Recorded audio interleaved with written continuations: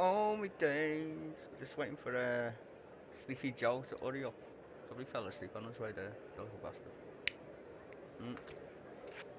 So we'll be watching this live via C-SPAN. C-SPAN will probably copyright strike me for fucking using C-SPAN stream. Fucking kids. We want to watch Joe Biden give a speech, put us all to sleep.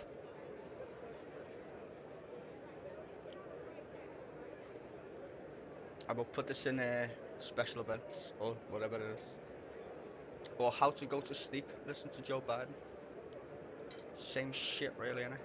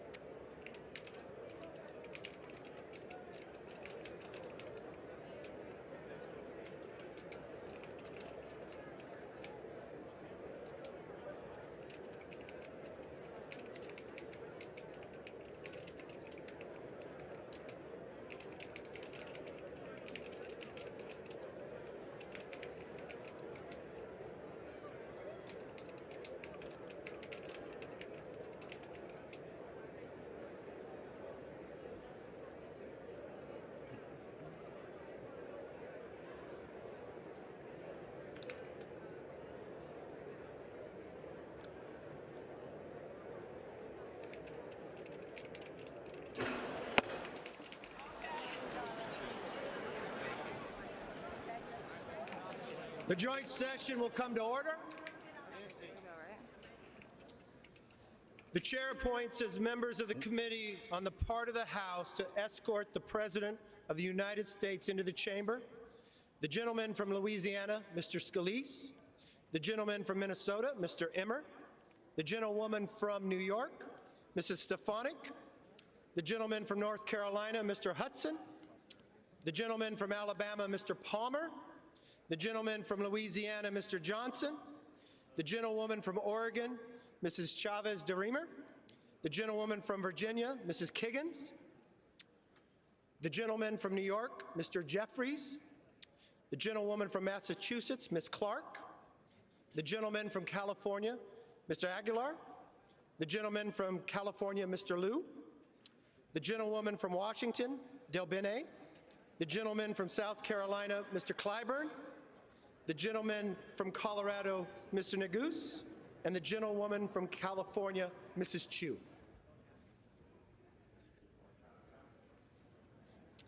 The President of the Senate, at the direction of that body, appoints the following senators as members of the committee on the part of the Senate to escort the President of the United States into the House chamber: the Senator from New York, Mr. Schumer; the Senator from Illinois, Mr. Durbin; the Senator from Washington, Ms. Murray; the Senator from Michigan, Ms. Stapadow; the Senator from Minnesota, Ms. Klobuchar; the Senator from Wisconsin, Ms. Baldwin. There she is. The Senator from Kentucky, Mr. McConnell; the Senator from South Dakota, Mr. Thune; the Senator from Wyoming, Mr. Barrasso; the Senator from West Virginia, Ms. Capito; the Senator from Iowa, Ms. Ernst; the Senator from Montana, Mr. Daines.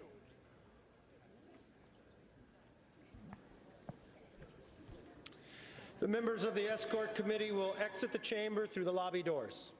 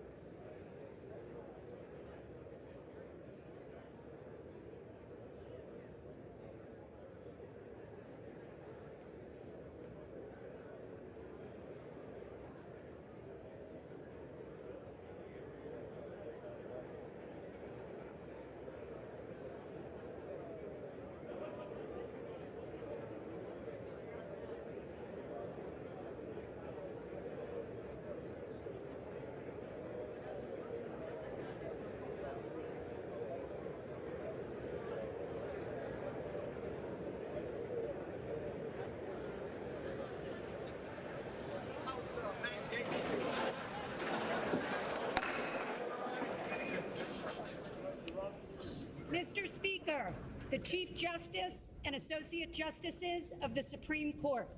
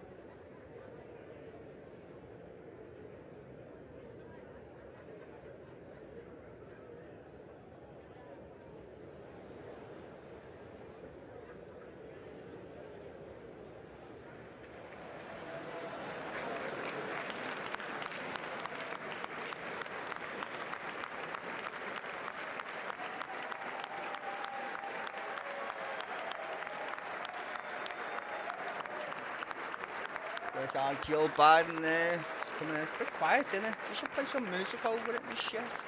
Something dramatic. Get more clapping. Bastards. Fucking hell. They all seem so nice. And then tomorrow they'll all be fucking fighting each other like cats again. That's why I hate ceremony bollocks. It's just like so full of shit, isn't it? It's like, let's all be friends, let's all be nice, and then tomorrow they're all ripping shit out of each other, being crazy on C-SPAN and whatever fucking the program is. Mr. Speaker, the President's Cabinet. Come on, all clap like a bunch of muppets. It's gonna take them about 10 years to get down the fucking stairs. To be fair, I always watch these speeches though. Very important. You get a bit of foreign policy and stuff and whatever. I mean, it's mostly for the home audience, clearly, but you do get a bit of foreign policy, which is always interesting.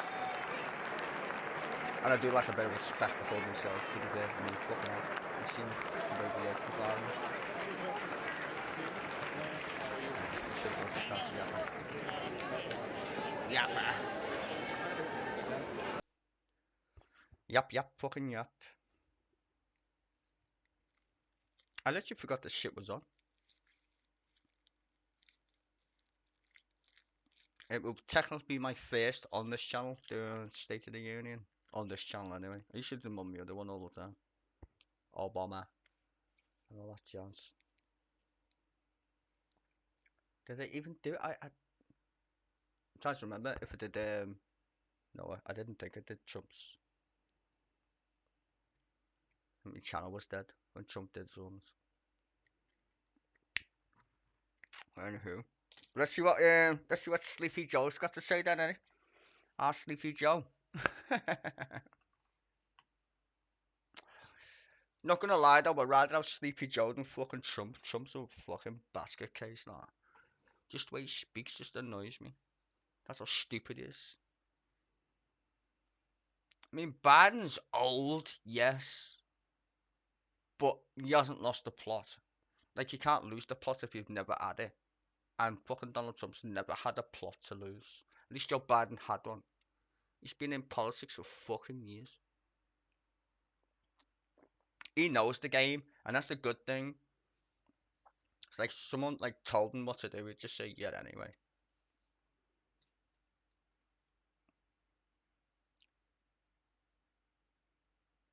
There's Pete Buttigieg. Buttigieg, first openly gay member of Congress, I think, if I'm not mistaken. I think he is, or was. Or he's married. Some fucking weird shit, I don't know. That's, who's that? Is that Secretary of Transport? I know these people and I'm not even American. Oh yeah, I love me politics. Don't you know? What was I going to say? I know they created a record number of jobs in the past couple of days when the jobs report numbers came out. Didn't they smash 500,000 or something? Mad. It was way above expectations of the street, shall we say. The job numbers, they were higher. I think he made more in this quarter than he did in 4 years or some shit. It's a pretty big number. He basically doubled it, didn't he? They were expecting like 200 and something thousand or some shit. 200 million. Anyway, they made fucking loads of jobs at the point. Oh wow. That's funny. Anywho. Look at them all smiling and shit. Rich bastards. Give me your money, you rich fuckers. We should tax them. Stop taxing me. Tax these fuckers. They've got all the money. You know, all these countries got like second jobs. On business and all sorts. Corrupt bastards. Not just Americans, by the way. Like, I think of my own fucking parliament and it's just full of fucking cockwombles. Weirdos and fucking corrupt cunts. I mean, our Prime Minister's corrupt as fuck. He's worth 750 million quid on his billionaire mates. Why do you have to pay him a salary if he's worth that much money? Like, that makes no sense. He should give his money to charity, the twat. Imagine getting paid that much money. Really? And you've got like $1 billion in your skyrocket. Some people are just too greedy. I couldn't even spend £1 billion. Like, imagine that. $1 billion. Fucking hell. $1 billion is like a lot. One with 16 zeros after it. Billion.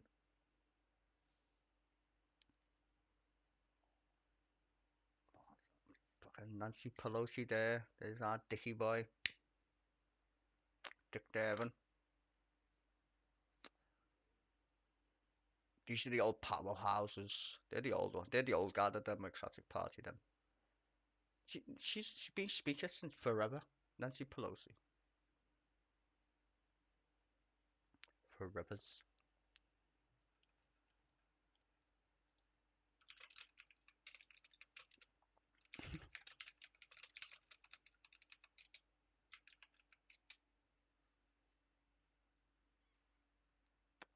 Come on, man. It's supposed to be starting already. 2 o'clock. You're late. Bloody late.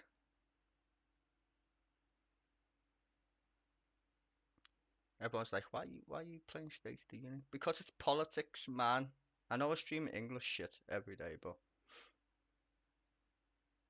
Oh shit, reminds me, I need to put that in the right category. I forgot I actually streamed today, didn't I?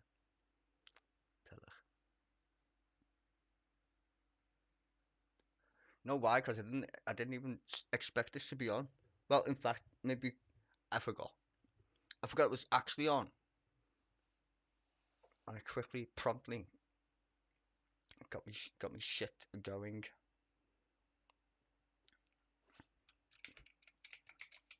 Oh, here we go. President of the United States!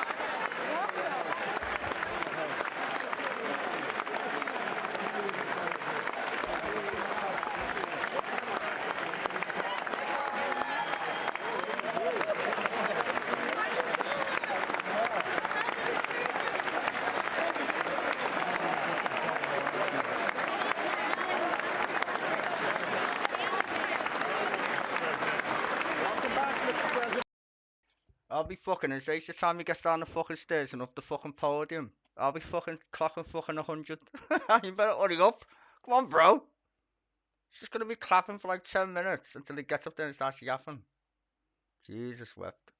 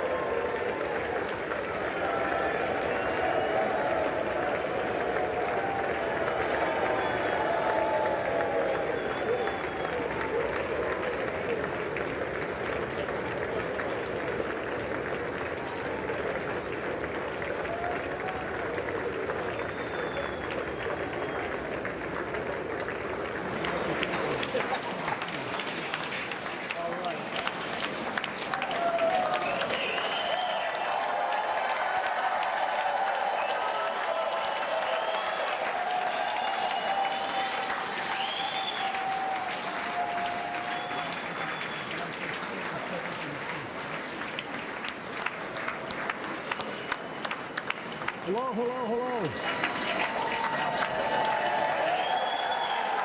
Thank you. Thank you, thank you, thank you. Members of Congress, I have the high privilege and the distinct honor to present to you the President of the United States.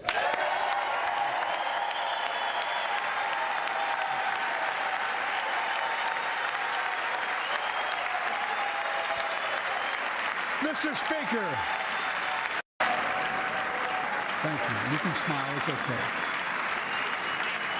Thank you, thank you, thank you. Thank you. Please.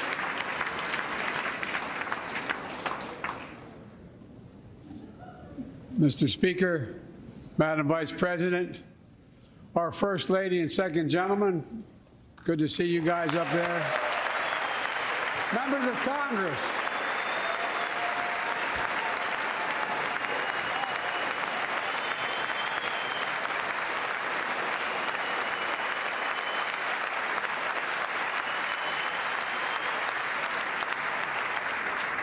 By the way, Chief Justice, I may need a court order. She gets to go to the game tomorrow, next week.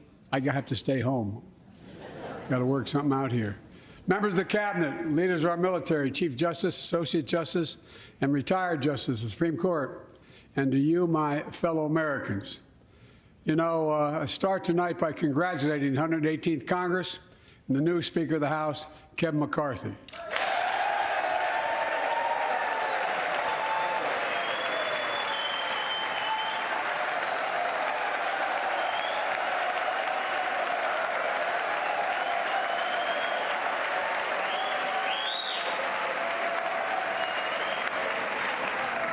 Speaker, I don't want to ruin your reputation, but I look forward to working with you. And I want to congratulate the new leader of the House Democrats, the first African-American minority leader in history, Hakeem Jeffries.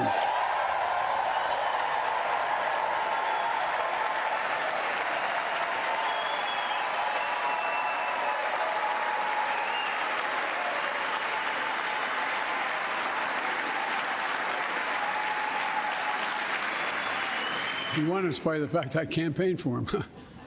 Congratulations to the longest-serving leader in the history of the United States Senate, Mitch McConnell. Where are you, Mitch?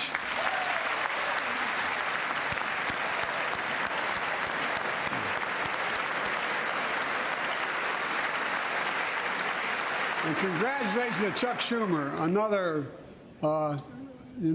term as Senate Minority Leader. I think only this time you have a slightly bigger majority, Mr. Leader. You're the majority leader.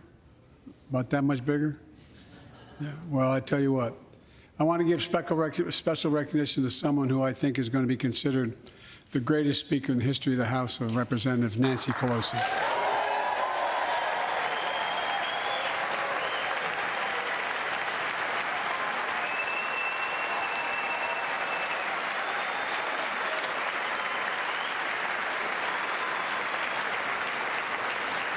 Folks, the story of America is a story of progress and resilience, of always moving forward, of never, ever giving up. It's a story unique among all nations. We're the only country that has emerged from every crisis we've ever entered stronger than we got into it. Look, folks, that's what we're doing again. 2 years ago, the economy was reeling. I stand here tonight after we've created, with the help of many people in this room, 12 million new jobs, more jobs created in 2 years than any president's created in 4 years, because of you all, because of the American people. 2 years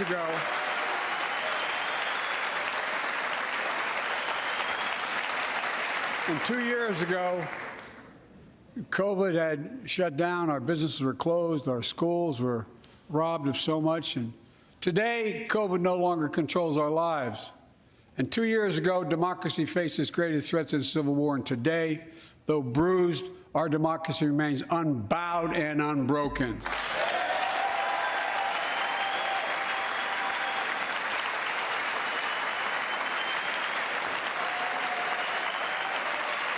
As we gather here tonight, we're writing the next chapter in the great American story, a story of progress and resilience. When world leaders ask me to define America, and they do, believe it or not, I say I can define it in one word, and I mean this: possibilities. We don't think anything is beyond our capacity. Everything is a possibility. We're often told that Democrats and Republicans can't work together. But over the past 2 years, we've proved the cynics and naysayers wrong. Yes, we disagreed plenty. And yes, there were times when Democrats went alone. But time and again, Democrats and Republicans came together to defend a stronger and safer Europe. You came together to pass once in a generation infrastructure law, building bridges connecting our nation and our people. We came together to pass the most significant law ever, helping victims exposed to toxic burn pits. And in fact,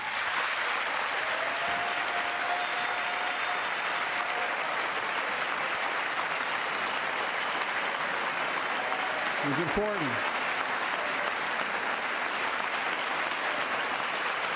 And in fact, I signed over 300 bipartisan pieces of legislation since becoming president, from reauthorizing the Violence Against Women Act, to the Electoral Count Reform Act, the Respect for Marriage Act that protects the right to marry the person you love, and to my Republican friends, if we could work together the last Congress, there's no reason we can't work together and find consensus on important things in this Congress as well. I think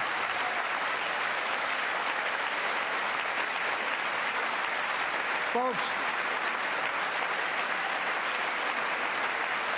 you all are as formed as I am, but I think the people sent us a clear message. Fighting for the sake of fighting, power for the sake of power, conflict for the sake of conflict gets us nowhere. That's always been my vision of our country, and I know it's many of yours. To restore the soul of this nation, to rebuild the backbone of America, America's middle class, and to unite the country. We've been sent here to finish the job, in my view.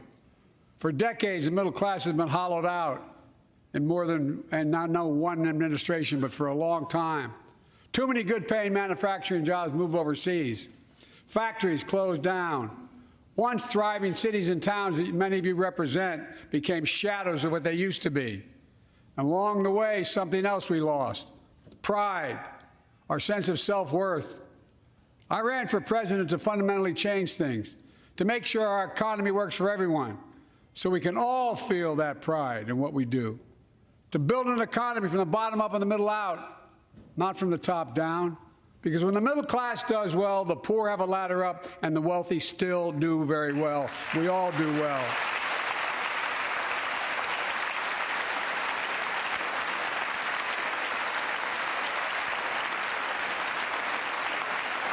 I know a lot of you always kid me for always quoting my dad, but my dad used to say, Joey, a job's about a lot more than a paycheck. He really would say this. It's about a lot more than a paycheck. It's about your dignity. It's about respect. It's about being able to look your kid in the eye and say, honey, it's going to be okay, and mean it. Well, folks, so let's look at the results. We're not finished yet by any stretch of the imagination, but unemployment rate is at 3.4%, a 50-year low. A near record unemployment. Near record unemployment for Black and Hispanic workers. We've already created, your help, 800,000 good-paying manufacturing jobs, the fastest growth in 40 years. And where is it written? Where is it written that America can't lead the world in manufacturing? And I don't know where that's written. For too many decades, we imported projects and exported jobs. Now, thanks to what you've all done, we're exporting American products and creating American jobs. Folks,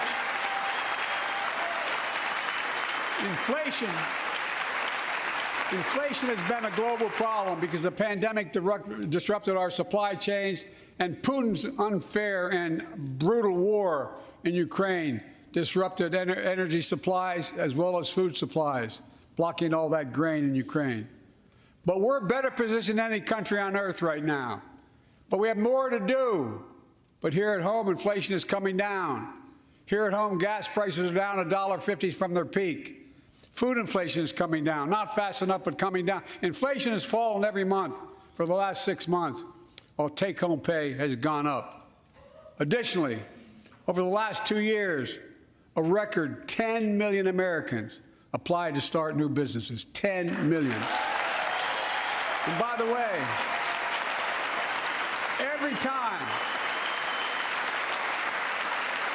time someone starts a small business is an act of hope. And Madam Vice President, I want to thank you for leading that effort to ensure that small businesses have access to capital and the historic laws we enacted that are going to just come into being.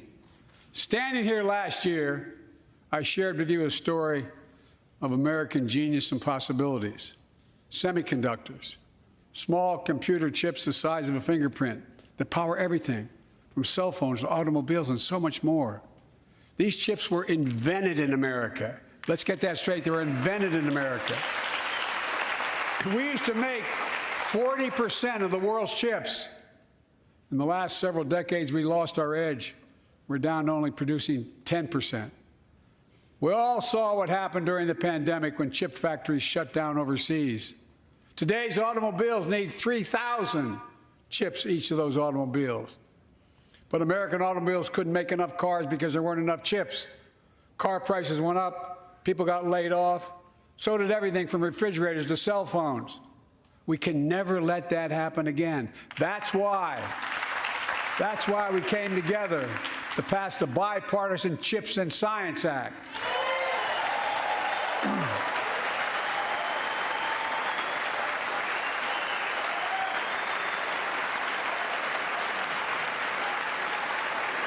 Folks,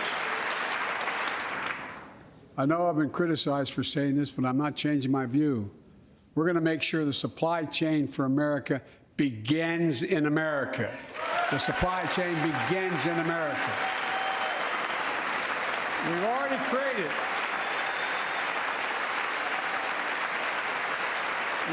created 800,000 new manufacturing jobs without this law, before the law kicks in. With this new law, we're going to create hundreds of thousands of new jobs across the country. And I mean all across the country. throughout not just the coast, but through the middle of the country as well. That's going to come from companies that have announced more than $300 billion in investment in American manufacturing over the next few years. Outside of Columbus, Ohio, Intel is building semiconductor factories on 1,000 acres, literally a field of dreams. It's going to create 10,000 jobs, that one investment, 7,000 construction jobs, 3,000 jobs in those factories once they're finished. They call them factories.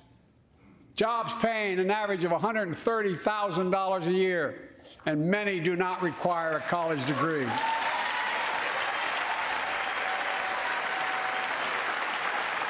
Jobs.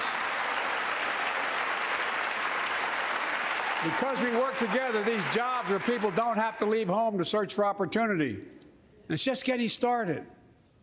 Think about the new homes, the small businesses, the medium-sized businesses. So much more that's going to be needed to support those 3,000 permanent jobs and the factories that are going to be built. Talk to mayors and governors, Democrats and Republicans, and they'll tell you what this means for their communities.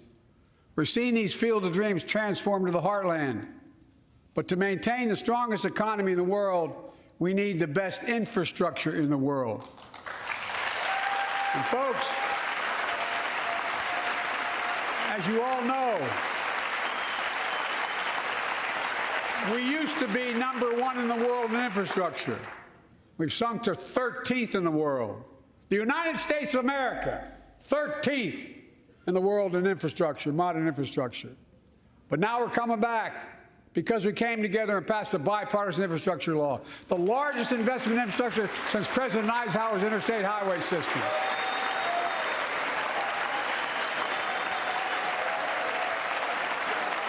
And folks, already we've funded over 20,000 projects, including major airports from Boston to Atlanta to Portland. Projects that are going to put thousands of people to work rebuilding our highways, our bridges, our railroads, our tunnels, ports, airports, clean water, high-speed internet, all across America. Urban, rural, tribal. And folks, we're just getting started. We're just getting started. And I mean it sincerely. I want to thank my Republican friends who voted for the law, and my Republican friends who voted against it as well. But I still get asked to fund the projects in those districts as well. But don't worry. I promised I'd be a president for all Americans. We'll fund these projects. And I'll see you at the groundbreaking. Look, this law will further unite all of America. Projects like Brent Spence Bridge in Kentucky over the Ohio River, built 60 years ago, badly needed repairs, one of the nation's most congested freight routes, carrying $2 billion worth of freight every single day across the Ohio River. And folks, I've been talking about fixing it for decades, but we're really finally going to get it done. Yes. I went there last month with Democrats and Republicans, and from both states, to deliver a commitment of $1.6 billion for this project. And while I was there, I met a young woman named Sarah, who's here tonight. I don't know where Sarah is. Is she up in the box? I don't know. Sarah, how are you? Well, Sarah, for 30 years,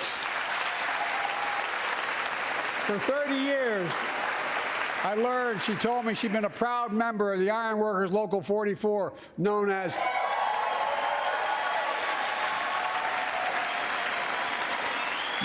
the Cowboys in the Sky. The folks who built Cincinnati's skyline.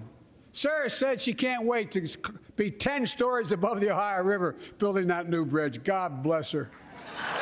That's pride. And that's what we're also building. We're building back pride.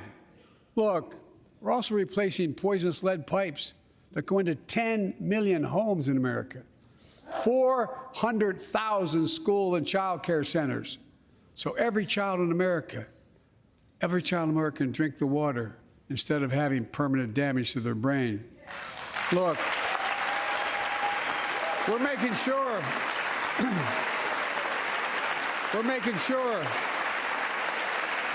that every community in America has access to affordable high-speed internet. No parent should have to drive by McDonald's parking lot to help them do their homework online with their kids, which many thousands were doing across the country. And when we do these projects, and again, I get criticized for this, but I make no excuses for it, we're going to buy American. We're going to buy America. Folks,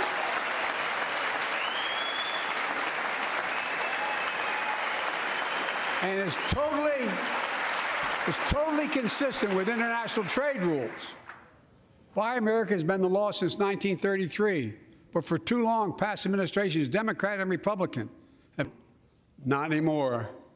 Tonight, I'm announcing new standards that require all construction materials used in federal infrastructure projects to be made in America. Made in America. I mean it. Lumber, glass, drywall, fiber optic cable. And on my watch, American roads, bridges, and American highways are going to be made with American products as well. Folks, my economic plan is about investing in places and people that have been forgotten. So many of you listening to me tonight, I know you feel it. So many of you felt like you've just simply been forgotten.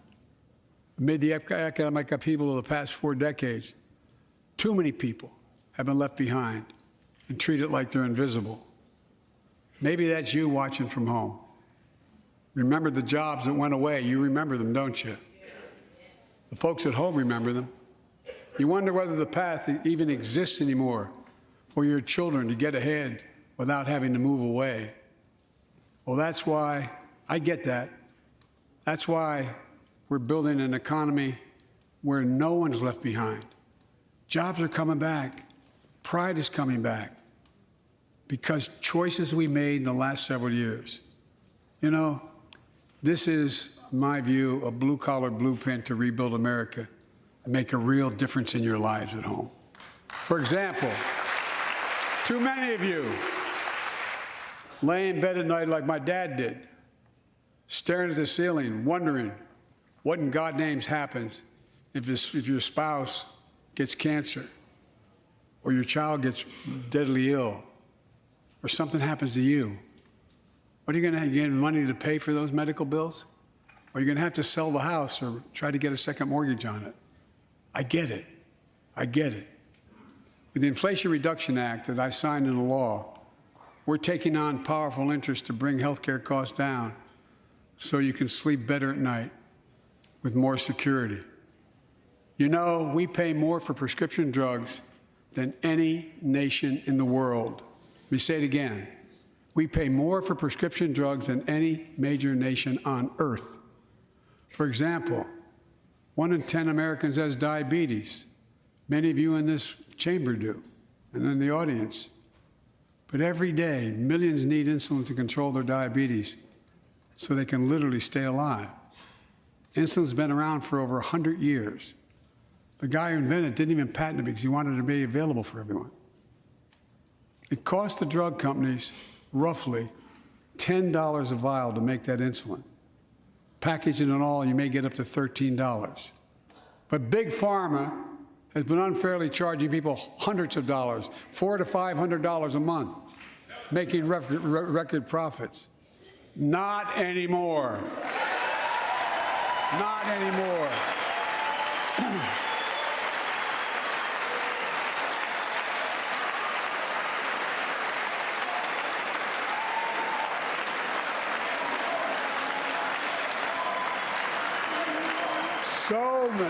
So many things that we did are only now coming to fruition.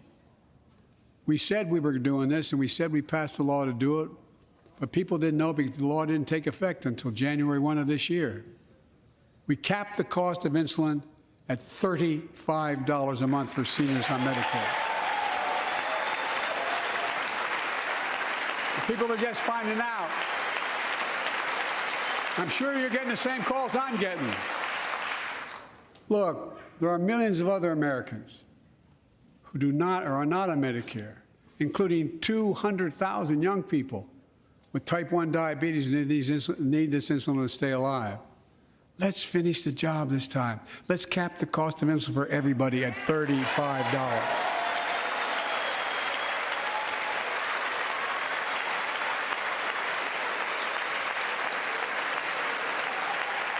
Folks,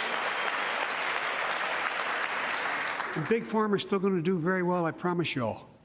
I promise you they're going to do very well. This law also caps and won't even go into effect until 2025. Costs, out-of-pocket drug costs for seniors on Medicare at a maximum of $2,000 a year. You don't have to pay more than $2,000 a year, no matter how much your drug costs are. Because you know why? You all know it. Many of you, like many in my family, have cancer. You know the drugs can range from $10,000, $11,000, $14,000, $15,000 for the cancer drugs. If drug prices rise faster than inflation, drug companies are going to have to pay Medicare back the difference. And we're finally giving Medicare the power to negotiate drug prices. Bringing down prescription drug costs doesn't just save seniors money, it cuts the federal deficit by billions of dollars.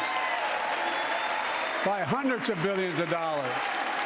Because these prescription drugs are drugs purchased by Medicare to keep their commitment to the seniors. Well, guess what? Instead of paying $400 or $500 a month, you're paying $15. That's a lot of savings for the federal government. And by the way, why wouldn't we want that?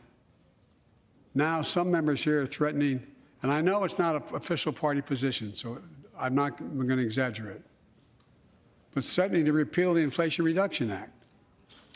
As my coach, that's okay, that's fair.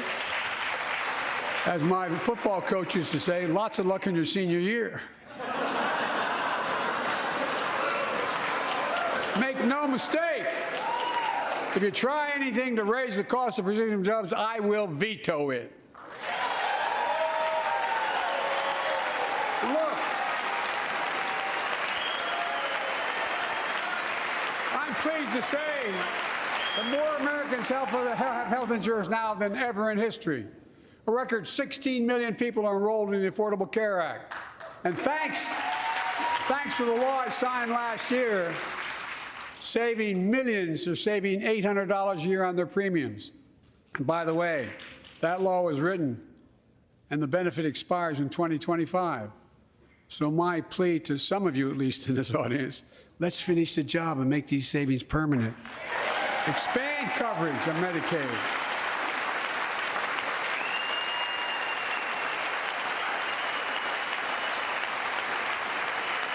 Look, the Inflation Reduction Act is also the most significant investment ever in climate change.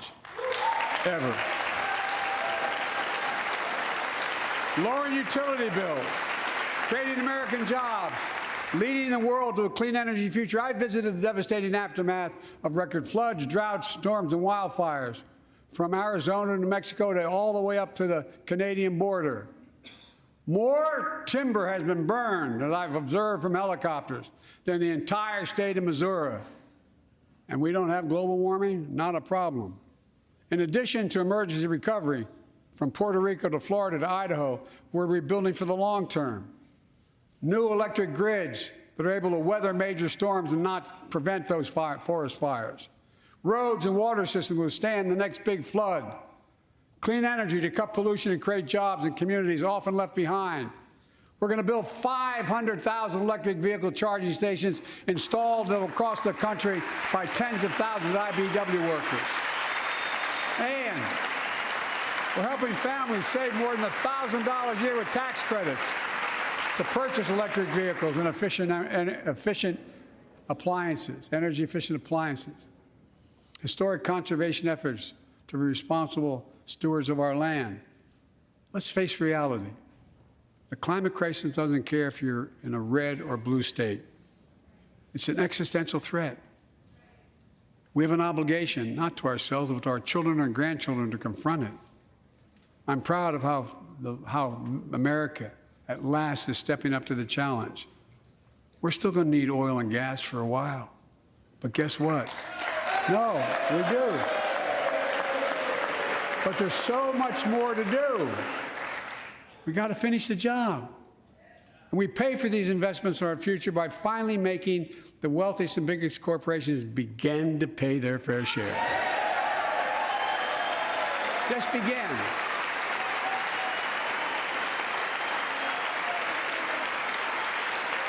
Look, I'm a capitalist. I'm a capitalist, but pay your fair share.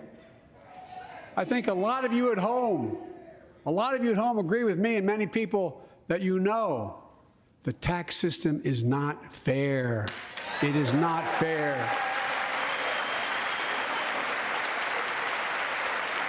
Look,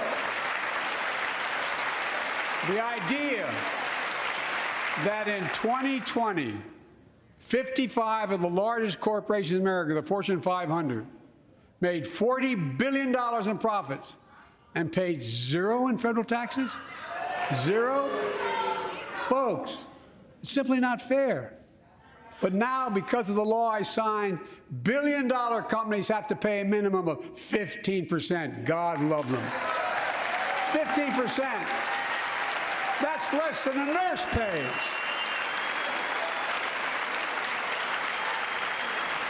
And let me be crystal clear. I said at the very beginning, under my plans, as long as I'm president, nobody earning less than $400,000 will pay an additional penny in taxes. Nobody, not one penny.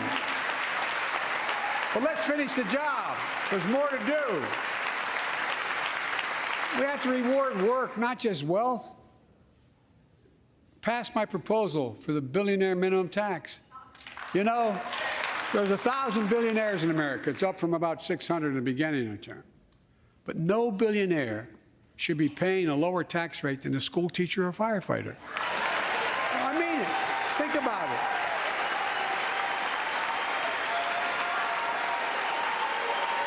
I mean, look.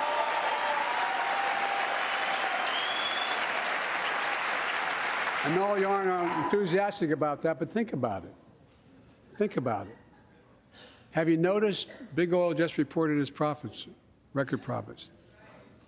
Last year they made $200 billion in the midst of a global energy crisis. I think it's outrageous. Why? They invested too little of that profit to increase domestic production. And when I talk to a couple of them, they say, we're afraid you're going to shut down all the oil wells and all the oil refineries anyway, so why should we invest in them? I said, we're going to need oil for at least another decade, and that's going to exceed and beyond that. We're going to need it. Production. If they had, in fact, invested in the production to keep gas prices down, instead, they used the record profits to buy back their own stock, rewarding their CEOs and shareholders. Corporations ought to do the right thing. That's why I propose we quadruple the tax on corporate stock buybacks and encourage long-term investments. They'll still make considerable profit. Let's finish the job and close the loopholes that allow very wealthy to avoid paying their taxes. Instead of cutting the number of audits for wealthy taxpayers, I just signed a law to reduce the deficit by $114 billion by cracking down on wealthy tax cheats. That's being fiscally responsible. In the last 2 years, my administration has cut the deficit by more than $1.7 trillion, the largest deficit reduction in American history. Under the previous administration, the American deficit went up 4 years in a row. Because those record deficits, no president added more to the national debt in any 4 years than my predecessor. Nearly 25% of the entire national debt that took over 200 years to accumulate was added by just one administration alone, the last one. They're the facts. Check it out. Check it out. How did Congress respond to that debt? They did the right thing. They lifted the debt ceiling 3 times without preconditions or crisis. They paid American bills to prevent an economic disaster in the country. So tonight I'm asking the Congress to follow suit. Let's commit here tonight to the full faith and credit of the United States of America will never, ever be questioned. So some of my Republican friends want to take the economy hostage. I get it, unless I agree to their economic plans. All of you at home should know what those plans are. Instead of making the wealthy pay their fair share, some Republicans want Medicare and Social Security to sunset. I'm not saying it's a majority. Let me give you, anybody who doubts it, contact my office. I'll give you a copy. I'll give you a copy of the proposal. That means Congress doesn't vote. Well, I'm glad to see you. No, I tell you, I enjoy conversion. You know, it means if Congress doesn't keep the programs the way they are, they'd go away. Other Republicans say, I'm not saying it's a majority of you. I don't even think it's even a significant, but it's being proposed by individuals. I'm not politely not naming them, but it's being proposed by some of you. Look, folks, the idea is that we're not going to be moved into being threatened to default on the debt if we don't respond.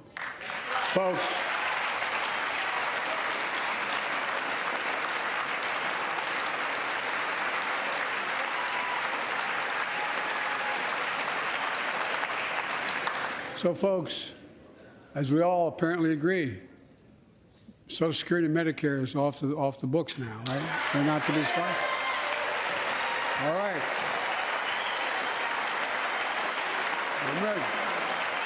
We got unanimity.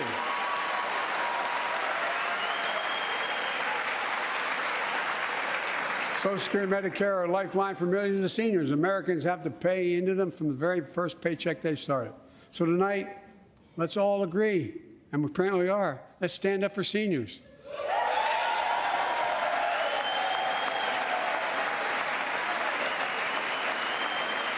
Stand up and show them.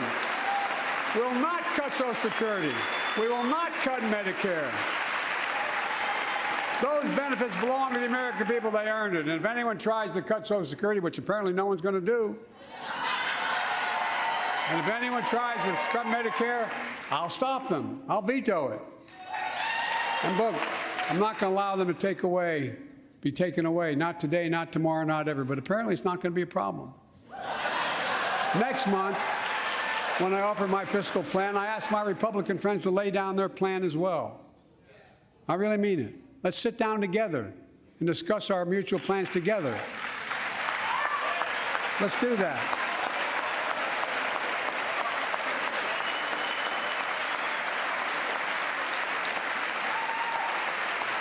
I can tell you, the plan I'm going to show you is going to cut the deficit by another $2 trillion.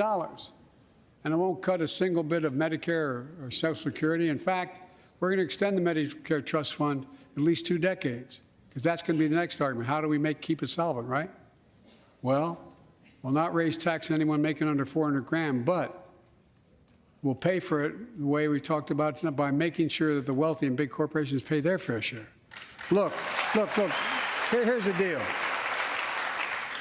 They aren't just taking advantage of the tax code.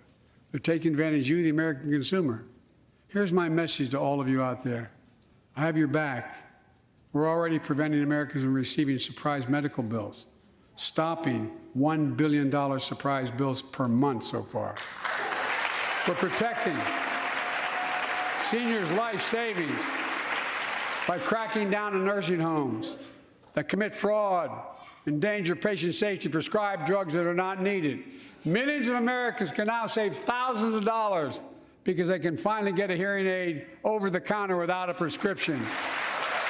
Look, capitalism without competition is not capitalism. It's extortion. It's exploitation.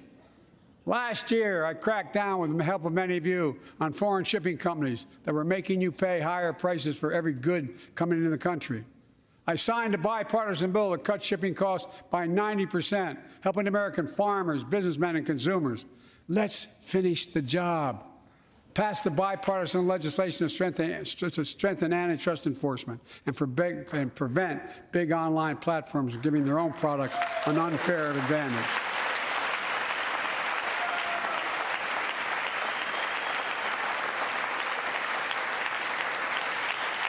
My administration is also taking on junk fees, those hidden surcharges too many companies use to make you pay more. For example, we're making airlines show you the full ticket price up front, refund your money if your flight is canceled or delayed. We've reduced exorbitant bank overdrafts by saving consumers more than $1 billion a year. We're cutting credit card late fees by 75% from $30 to $8. Look, junk fees may not matter to the very wealthy, but they matter to most other folks in homes like the one I grew up in, like many of you did. They add up to hundreds of dollars a month. They make it harder for you to pay your bills or afford that family trip. I know how unfair it feels when a company overcharges you and gets away with it. Not anymore. We've written a bill to stop it all. It's called the Junk Fee Prevention Act. We're going to ban surprise resort fees that hotels charge on your bill. Those fees can cost you up to $90 a night at hotels that aren't even resorts. The idea that cable, internet, and cell phone companies can charge you $200 or more if you decide to switch to another provider. Give me a break. We can stop service fees on tickets to concerts and sporting events and make companies disclose all the fees up front.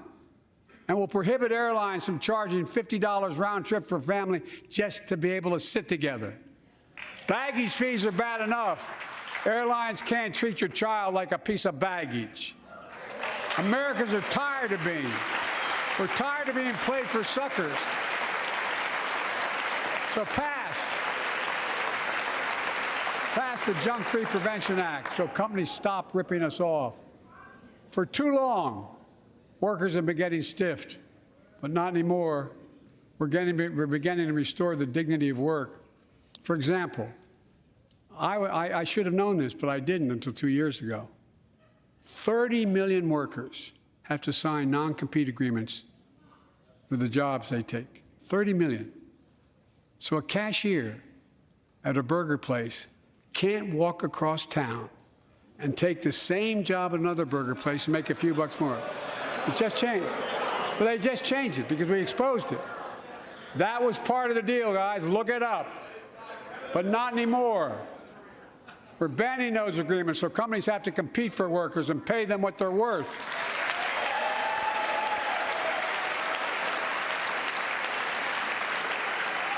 And I must tell you, this is bound to get a response from my friends on my left but the right. I'm so sick and tired of companies breaking the law by preventing workers from organizing. Pass the PRO Act, because businesses have a right, workers have a right to form a union. And let's guarantee all workers have a living wage. Let's make sure working parents can afford to raise a family with sick days, paid family medical leave, affordable child care. That's going to enable millions of more people to go and stay at work. And let's restore the full child tax credit, which gave tens of millions of parents some breathing room and cut child poverty in half to the lowest level in history. And by the way, when we do all these things, we increase productivity. We increase economic growth. So let's finish the job and get more families access to affordable, quality housing. Let's get seniors who want to stay in their homes the care they need to do so. Let's give more breathing room to millions of family caregivers looking after their loved ones. Pass my plan so we get seniors and people with disabilities the home care and services they need. And support the workers who are doing God's work. These plans are fully paid for, and we can afford to do them. Restoring the dignity of work means making education an affordable ticket to the middle class. You know, when we made public education, 12 years of it, universal in the last century, we made the best educated, best paid, we became the best educated, best paid nation in the world. But the rest of the world's caught up. It's caught up. Jill, my wife, who teaches full time, has an expression. I hope I get it right, kid. Any nation that out-educates us is going to out-compete us. Any nation that out-educates is going to out-compete us. Folks, we all know 12 years of education is not enough to win the economic competition of the 21st century. We want to have the best educated workforce. Let's finish the job by providing access to preschool for 3 and 4 years old. Studies show that children who go to preschool are nearly 50% more likely to finish high school and go on to earn a 2 or 4 year degree, no matter their background they came from. Let's give public school teachers a raise.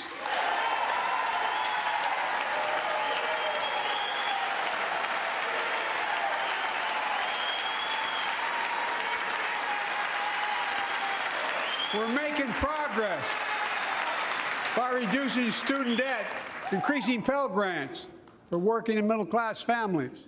Let's finish the job and connect students to career opportunities starting in high school. Provide access to 2 years of community college, the best career training in America in addition to being a pathway to a 4-year degree. Let's offer every American a path to a good career, whether they go to college or not. And folks, in the midst of the COVID crisis, when schools were closed and we were shutting down everything, let's recognize how far we came in the fight against the pandemic itself. While the virus is not gone, thanks to the resilience of the American people and the ingenuity of medicine, we've broken the COVID grip on us. COVID deaths are down by 90%. We've saved millions of lives and opened up our country. We opened our country back up, and soon we'll end the public health emergency. But that's called a public health emergency. But we'll remember the toll and pain that's never going to go away. More than 1 million Americans lost their lives to COVID. 1 million. Families grieving, children orphaned, empty chairs at the dining room table constantly reminding you that she used to sit there. Remembering them, we remain vigilant. We still need to monitor dozens of variants and support new vaccines and treatments. So Congress needs to fund these efforts and keep America safe.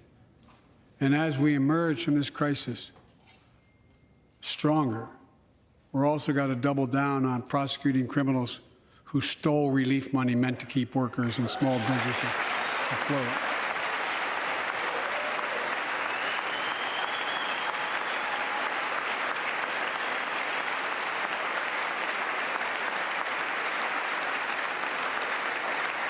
Before I came to office, you remember, during that campaign, the big issue was about inspector generals who would protect taxpayers' dollars who were sidelined. They were fired. Many people said we don't need them. And fraud became rampant. Last year, I told you the watchdogs are back. Since then, we've recovered billions of taxpayers' dollars. Now let's triple the anti-fraud strike force going after these criminals, double the statute of limitations on these crimes, and crack down on identity fraud by criminal syndicates stealing billions of dollars from the American people. And the data shows that for every dollar we put into fighting fraud, the taxpayers get back at least 10 times as much. It matters. It matters. Look, COVID left its scars, like the spike in violent crime in 2020, the first year of the pandemic. We have an obligation to make sure all people are safe. Public safety depends on public trust, as all of us know. But too often that trust is violated. Joining us tonight are the parents of Tyree Nichols. Welcome.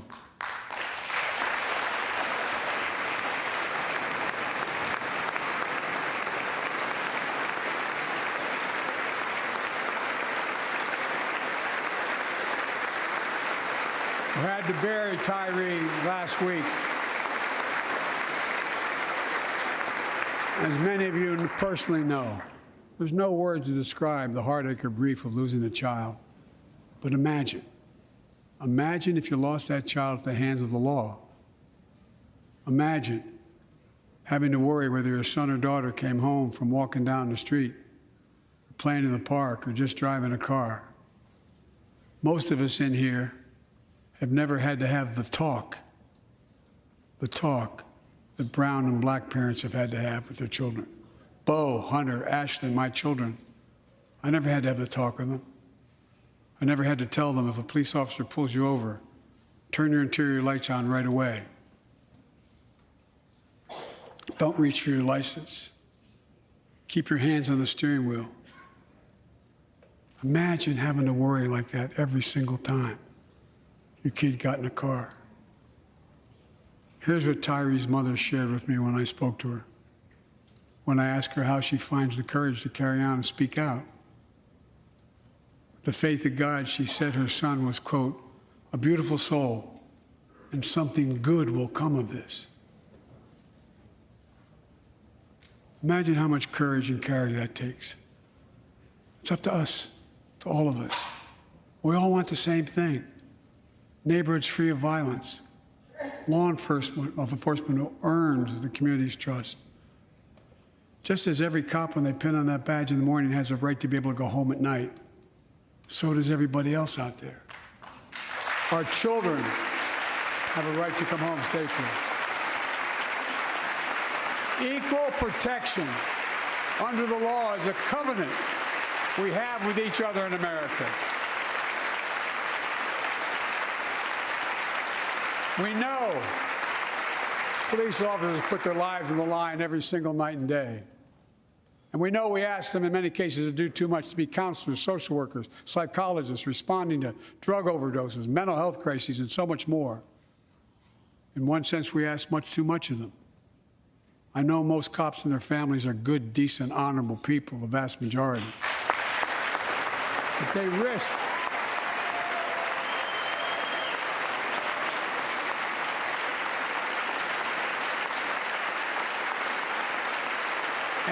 their lives every time they put that shield on. But what happened to Tyree in Memphis happens too often. We have to do better. Give law enforcement the real training they need. Hold them to higher standards. Help them succeed in keeping us safe.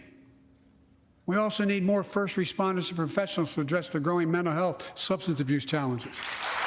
More resources to reduce violent crime and gun crime. More community intervention programs.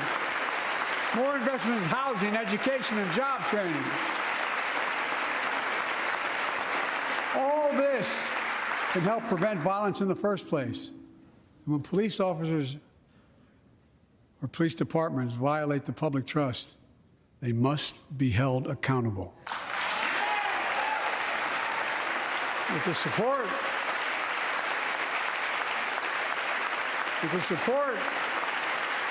of the families of victims, civil rights groups, and law enforcement, I signed an executive order for all federal officers, banning chokeholds, restricting no-knock warrants, and other key elements of the George Floyd Act. Let's commit ourselves to make the words of Tyler's mom true. Something good must come from this. Something good. And all of us,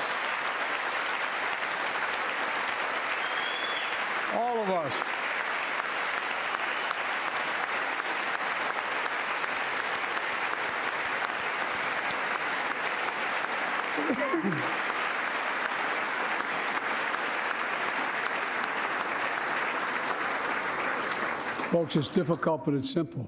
All of us in this chamber, we need to rise to this moment. We can't turn away. Let's do what we know in our hearts that we need to do. Let's come together to finish the job on police reform. Do something.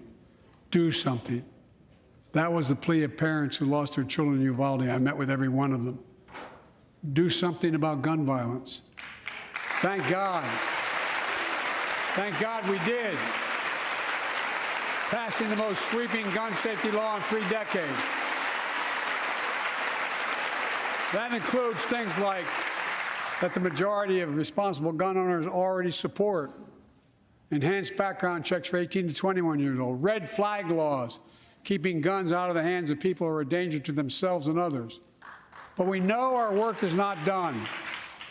Joining us tonight is Brandon Say, a 26-year-old hero. Brandon put his college dreams on hold to be at his mom's side. His mom's side when she was dying from cancer. And Brandon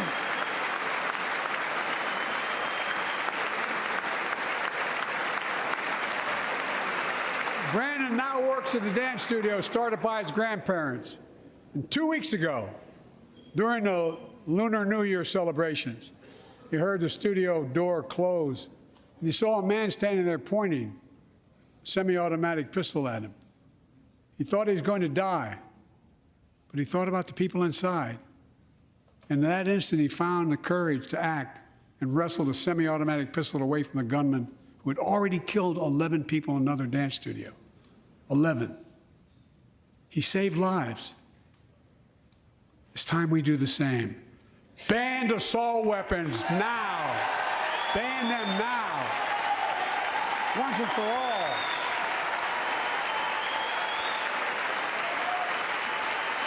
I led the fight to do that in 1994.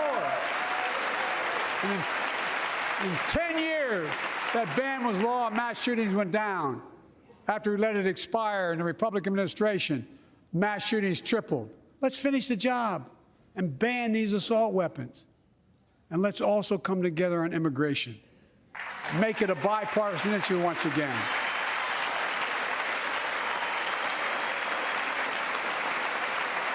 We know we now have a record number of personnel working to secure the border, arresting 8,000 human smugglers, seizing over 23,000 pounds of fentanyl in just the last several months. We've launched a new border plan last month. Unlawful migration from Cuba, Haiti, Nicaragua, and Venezuela has come down 97% as a consequence of that.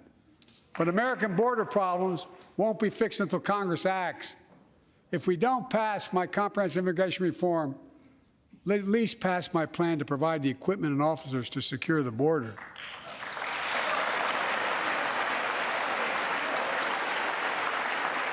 And a pathway to citizenship for dreamers, those on temporary status, farm workers, essential workers.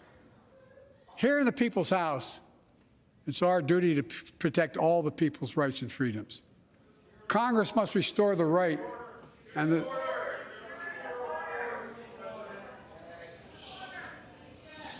Congress must restore the right that was taken away in Roe v. Wade and protect Roe v. Wade.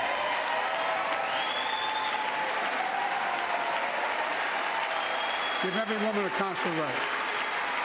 The Vice President and I are doing everything to protect access to reproductive health care and safeguard patient safety. But already more than a dozen states are enforcing extreme abortion bans. Make no mistake about it. If Congress passes a national ban, I will veto it. But let's also pass the Bipartisan Equality Act to ensure LGBTQ Americans, especially transgender young people, can live with safety and dignity. Our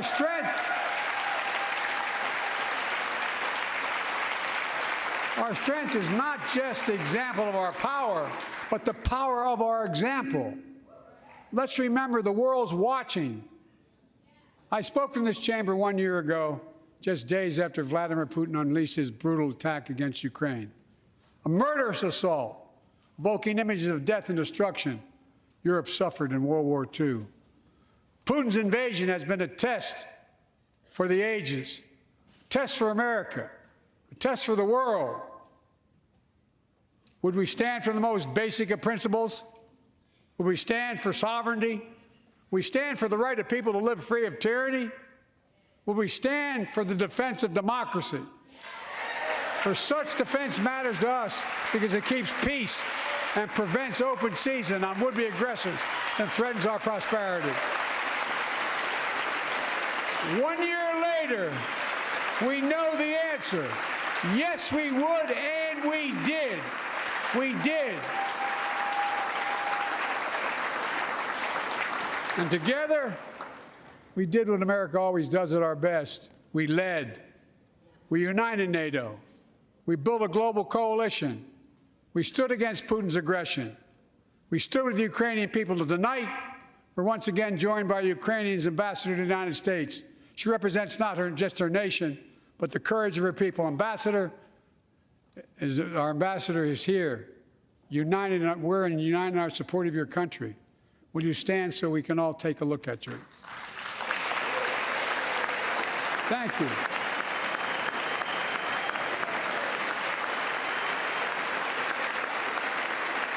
Because we're going to stand with you as long as it takes.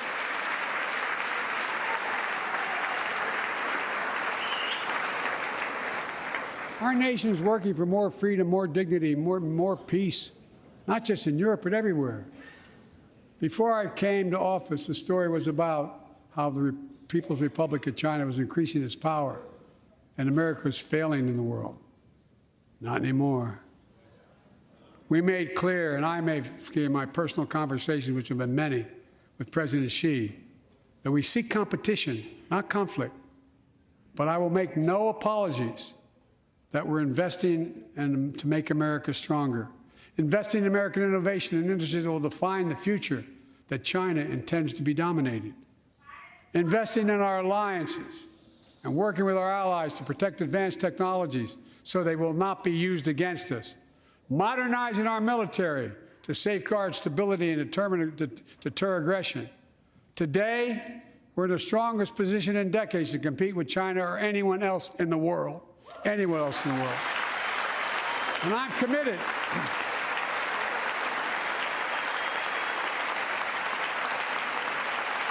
I'm committed to work with China where we can advance American interests and benefit the world. But make no mistake about it.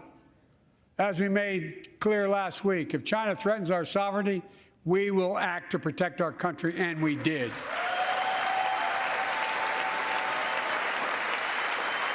Look, let's be clear. Winning the competition should unite all of us. We face serious challenges across the world. But in the past 2 years, democracies have become stronger, not weaker. Autocracy has grown weaker, not stronger. Name me a world leader who changed places with Xi Jinping. Name me one. Name me one. America's rallying the world to meet those challenges, from climate to global health, to food insecurity, to terrorism, to territorial aggression. Allies are stepping up, spending more, and doing more. Look, the bridges we're forming between partners in the Pacific and those in the Atlantic, and those who bet against America are learning how wrong they are. It's never, ever been a good bet to bet against America. Never.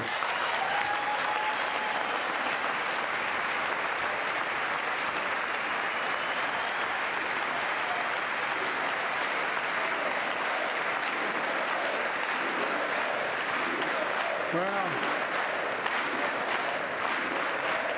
when I came to office, most assured that bipartisanship assumed was impossible, but I never believed it. That's why a year ago I offered a unity agenda to the nation as I stood here. We made real progress together. We passed a law making it easy for doctors to prescribe effective treatments for opioid addiction. We passed the gun safety law, making historic investments in mental health. We launched the ARPA-H drive for breakthrough in the fights against cancer, Alzheimer's, and diabetes, and so much more. We passed the Heath Robinson PACT Act, named after the late Iraq War veteran whose story about exposure to toxic burn kits I shared here last year.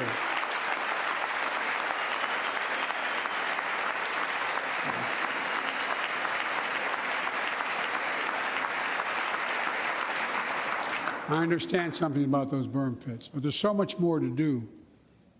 We can do it together. Joining us tonight is a father named Doug from Newton, New Hampshire. He wrote Jill, my wife, a letter, and me as well, about his courageous daughter, Courtney. A contagious laugh, his sister's best friend, her sister's best friend. He shared a story all too familiar to millions of Americans and many of you in the audience. Courtney discovered pills in high school. It spiraled into addiction and eventually death from a fentanyl overdose. She was just 20 years old. Describing the last 8 years without her, Doug said, "There's no worse pain." Yet their family has turned pain to purpose, working to end the stigma and change laws. He told us he wants to start a journey toward American recovery. Doug, we're with you.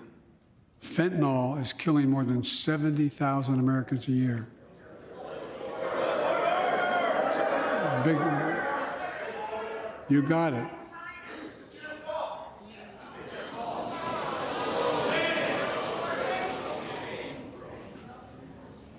So let's launch a major surge to stop fentanyl production and the sale and trafficking with more drug detection machines, inspection cargo, stop pills and powder at the border.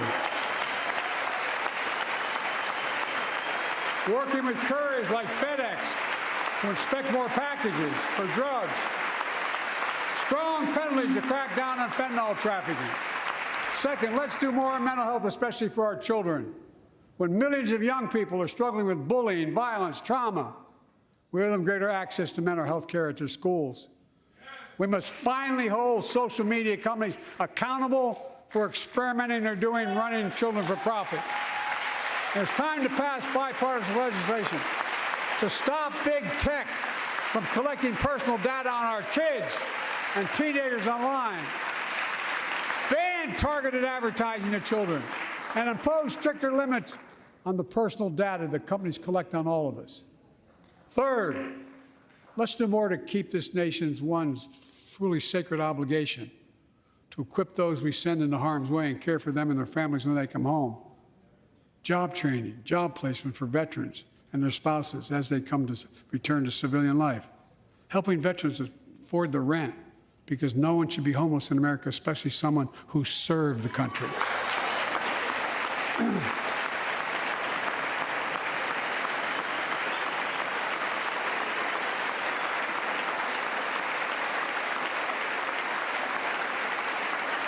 Dennis McDonough is here, of the VA.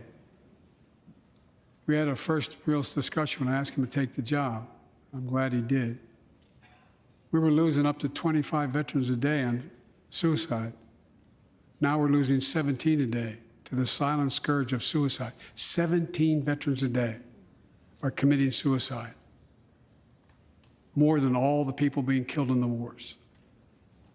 Folks, VA is doing everything it can, including expanding mental health screening, proven programs that recruits veterans to help other veterans understand what they're going through, get them the help they need. We got to do more. And fourth, last year, Jill and I reignited the cancer moonshot that I was able to start with President Obama asked me to lead our administration on this issue. Our goal is to cut the cancer death rates at least by 50% in the next 25 years. Turn more cancers from death sentences to treatable diseases. Provide more support for patients and their families. It's personal to so many of us in this audience. Joining us are Morris and Candice, an Irishman and the daughter of immigrants from Panama. They met and fell in love in New York City and got married in the same chapel Jill and I got married in New York City. Kindred spirits. He wrote us a letter about his little daughter, Ava, and I saw her just before I came over. She was just a year old when she was diagnosed with rare kidney disease, cancer. After 26 blood transfusions, 11 rounds of radiation, 8 rounds of chemo, 1 kidney removed, giving a 5% survival rate. He wrote how in the darkest moments he thought, if she goes, I can't stay. Many of you have been through that as well. Jill and I understand that like so many of you. And he read Jill's book describing our family's cancer journey. and how we tried to steal moments of joy where we could with Bo. For them, that glimmer of joy was the half smile of their baby girl. It meant everything to them. They never gave up hope. Little Ava never gave up hope. She turns 4 next month. They just found out Ava's beating the odds, is on her way to being cured of cancer. And she's watching from the White House tonight if she's not asleep already. For the lives we can save,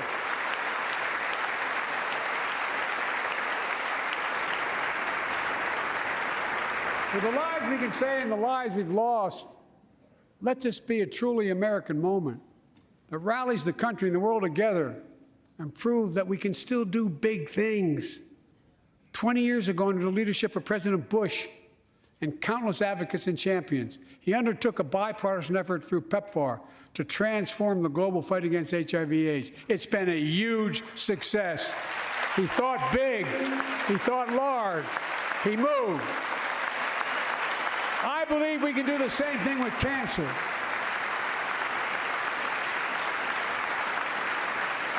Let's end cancer as we know it. Cure some cancers once and for all. Folks, there's one reason why we've been able to do all of these things. Our democracy itself. It's the most fundamental thing of all. With democracy, everything's possible. Without it, nothing is. For the last few years, our democracy has been threatened and attacked, put at risk, put to the test in this very room on January the 6th. And then just a few months ago, an unhinged big lie assailed and unleashed a political violence, the home of the then Speaker of the House of Representatives, using the very same language the insurrectionists used as they stalked these halls and chanted on January 6th. Here tonight in this chamber is a man who bears the scars of that brutal attack, but is as tough and as strong, as resilient as they get. My friend Paul Pelosi. Paul, stand up.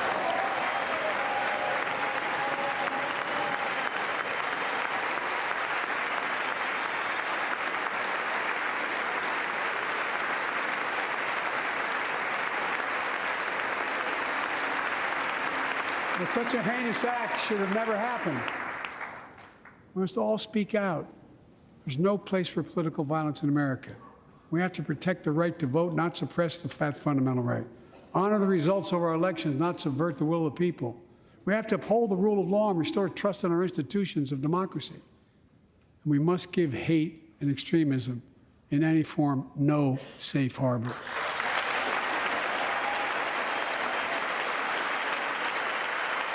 Democracy must not be a partisan issue. It's an American issue.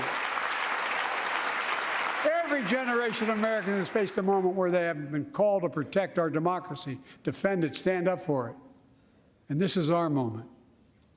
My fellow Americans, we meet tonight at an inflection point, one of those moments that only a few generations ever face, where the direction we now take is going to decide the course of this nation for decades to come. We're not bystanders of history. We're not powerless before the forces that confront us. It's within our power of we, the people. We're facing the test of our time. We have to be the nation we've always been at our best, optimistic, hopeful, forward-looking, a nation that embraces light over dark, hope over fear, unity over division, stability over chaos. We have to see each other not as enemies, but as fellow Americans. We're good people. The only nation in the world built on an idea, the only one.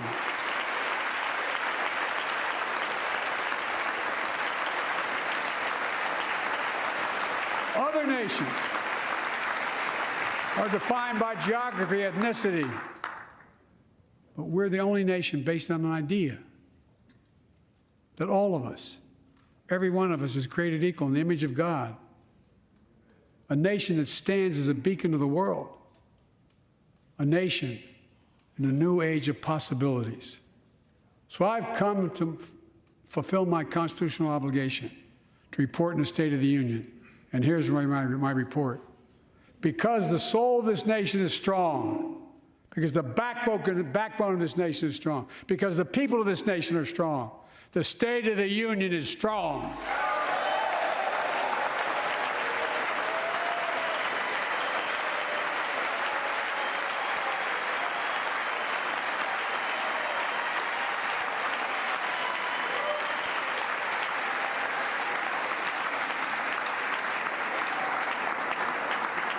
I'm not new to this place. I stand here tonight having served as long as about any one of you have ever served here.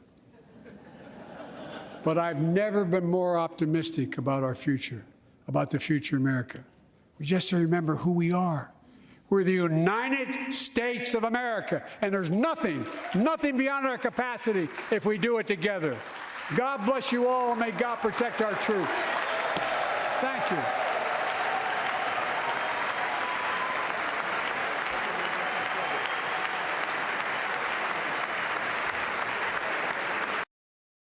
Not gonna lie there, that was a great speech. I mean, fucked up a little bit.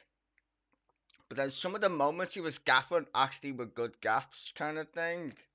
Like, he's old, God bless him. But I was literally thinking, that was a good speech. Like, the fact that he just bashed the fuck out of the rich, that was amazing. Let me just load that down so I can literally hear myself speak. That was amazing. He was like, we're just gonna tax the fuck out the rich. The tax system's unfair. Like, don't say that out loud. Fucking hell, Joe. Shut up. Don't tell them that. They'll all fucking believe you. Good speech. I didn't see anything negative, really. I mean, you can look at his mannerisms and the fact that he's old as fuck. But the content of the speech is very much left-leaning. And that's very shocking. Because Joe's a liberal. Well, to be fair, he could have changed into liberal, and now he's just like in the twilight of his years. He's like, oh, fuck it. I'm going to give Americans a bit of socialism. They'll love it. I mean, to be fair, nothing in that speech we don't already have in the United Kingdom. Like, fucking Medicare and shit. That just sounds surreal to me anyway. So the healthcare system thing was good. Saying the tax system is shit. Well, that makes sense. The rest was just basically guff, saying, look what I did in my administration. But the main two parts was, well, we're still here as a global military power. Well, everybody fucking knows that, so that's like a non-consequential thing. But the main two parts, I think, was the whole, I think this is very American-focused speech. He was definitely talking to the base there. He wasn't talking to any, well, I mean, apart from the military shit, but you would expect that. The vast majority of the speech, though, was definitely directed at at the base, saying, look what we give you, and it's going to get better. And then he kind of took a jab at Mitch McConnell, saying, yeah, I'll veto your stupid plan anyway. You can't threaten me, bitch. You can't threaten me. You can posture, though. Congress does hold the purse strings, but they're missing one point. You can just do it executive order, just make the Fed do it anyway. Like Obama did it last time. He just said, I'll just sign it into law, basically. You can just print a $1 million mint, $1 trillion coin. Like, I mean, it's annoying. It's a bit, like, weird, but just order the Fed to print money, basically. So they can't really threaten him in that way. And it's in his power to do that, actually. He can literally get rid of the Federal Reserve by executive order as well. Print his own money, like John F. Kennedy did. Oh, you think you're funny? I'll just print the greenback. It's the only legal tender of the United States that was ever created. Until the first bank of the United States of America. Which is completely insanity when you think about it. America had 3 central banks, not 1. It's had 3. 3. The Federal Reserve's the 3rd one. This is Andrew Hamilton, I think, created it. Anyway, goodbye.